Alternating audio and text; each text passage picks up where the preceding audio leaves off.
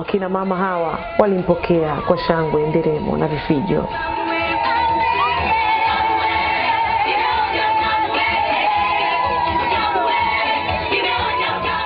Wageni mbalimbali walifika mahali hapa wakiwa wamevalia Kiafrika, wamependeza kweli kweli.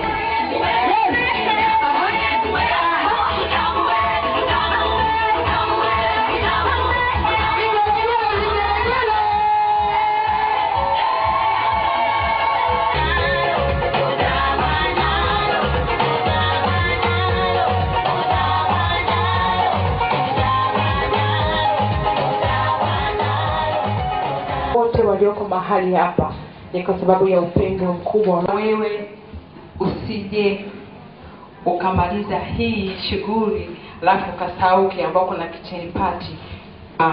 Mama au shangazi, ndugu, jamaa na marafiki.